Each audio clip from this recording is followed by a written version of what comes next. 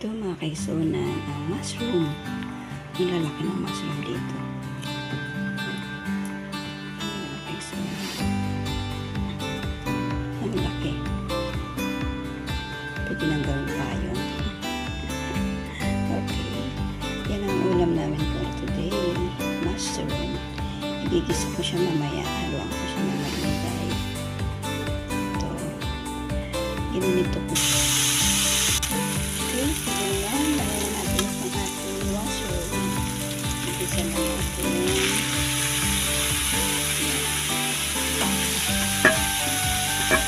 Ayan, ito na. Start ko lang ito. Igisa ko lang.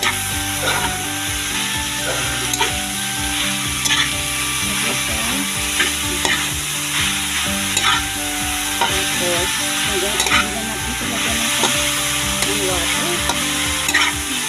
Okay. Ano ba yung mushroom? Lalabas na yung kanyang juice niya. Papatubig niya siya ng konti. Yan. So, takpan muna natin ito. Siguro lagyan ko ng konti. Kasi muna.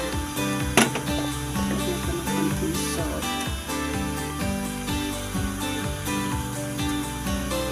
Huwag na paminta.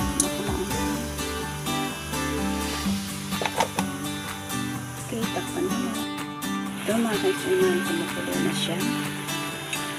Okay, templado na ito. Nilagyan ko ng konting asin, ay patis. Konting asin pala. At maging sarap. Okay, lagyan ko natin siya ng konti. Konting maging sarap.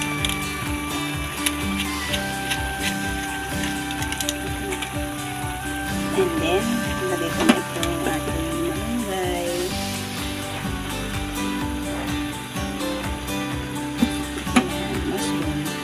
Pwede na lang ba? Lagyan ko pala mga kaisunan ng konting tubig.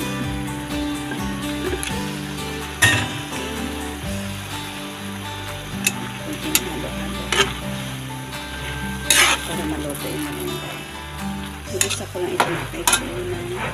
Tapos konting tubig lang. So, takpan natin muna yan. Para maluto yung malunggay niya. Takip. Okay, mga kaisunan. Luto na siya. Ayan, pwede na. Pwede na kumain. Okay na yung alat niya.